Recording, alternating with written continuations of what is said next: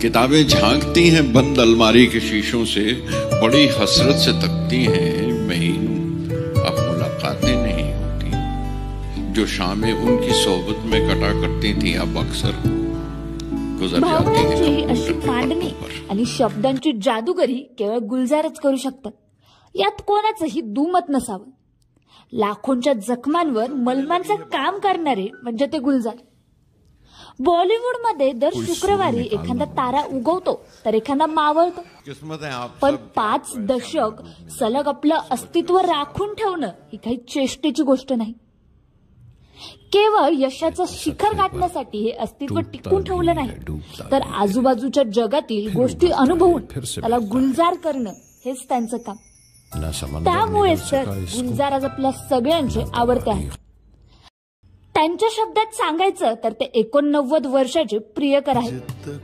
गुलजार साहेबांचा जन्म 18 ऑगस्ट 1934 रोजी फाळणी पूर्व आज पाकिस्तानात असलेल्या पंजाब मधील झेहलम जिल्ह्यातील दिना गावात झाला। गुलजार यांचा जन्म शीख कुटुंबात झाला। त्यांचे पूर्ण नाव संपूर्ण सिंग कालराहे होते। फाळणीनंतर ते कुटुंबासह पंजाबमध्ये राहू लागले। गुलजार यांना सुरुवातीपासूनच लेखक व्हायचं होतं। कुटुंबाच्या इच्छेविरुद्ध त्यांनी मुंबई गाठली आणि येथील गॅरेजमध्ये मेकॅनिकचे काम सुरू केले। त्यांनी संपूर्ण सिंग कालराची ओळख गुलजार म्हणून झाली नाही तोपर्यंत गॅरेजमध्ये काम केले। अपघातग्रस्त वाहनांना त्यांच्या स्क्रॅचेसची पेंट करण्याचं काम गुलजार करायचे। बिमल रॉय यांच्या बंदिनी चित्रपटासाठी त्यांनी पहिलं गाणं लिहिलं आणि ते होतं मोरा गोरा अंग। या गाण्याला चांगलाच प्रतिसाद मिळाला आणि त्याने गुलजार साहेबांच्या नशिबाची दारच उघडली। पण गुलजार हे काही एका दिवसात लोकांचे आवडते बनले नाही। जीवनातील अडथळ्यांनी त्यांच्यात गांभीर्य निर्माण केलं। बॉलिवूडच्या जगात गोऱ्या रंगाला किती महत्व आहे हे आपल्या सगळ्यांना माहित आहे, पण गुलजार यांना मात्र सावळ्या रंगाची भुरळ पडली होती। म्हणून त्यांनी पहिलंच गाणं लिहिलं, मोरा गोरा अंग लईले मोहि श्याम रंग दे दे।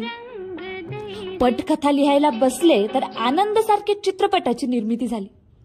यातला नायक हसत हसत मृत्यूला कवटाळतो।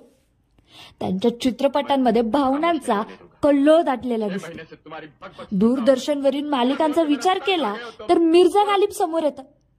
मोठ्या पडद्यावर जसा मुगले आझम साकारला होता, अगदी तसाच गालिब छोट्या पडद्यावरचा बादशहा ठरला। गुलजार यांचं वय कितीही वाढलं, आजची पिढी कितीही मॉडर्न झाली तरी त्यांच्या शब्दावर प्रेम करणारे कमी होत नाहीत। आजच्या तरुणाईच्या मनाचा विचार करून ते आजही त्यांच्या गाण्यातून मॉडर्न विश्व दाखवतात। ही त्यांच्या गाण्याची खासियतच आहे। जितकी त्यांची जुनी गाणी लोकप्रिय आहेत तितकीच त्यांची नवीन गाणी सुद्धा तरुणाईने डोक्यावर घेतलेली आहेत। पण तुम्हाला गुलजार यांची कोणती शायरी किंवा कोणतं गाणं आवडतं नक्कीच कमेंट करून कळवा।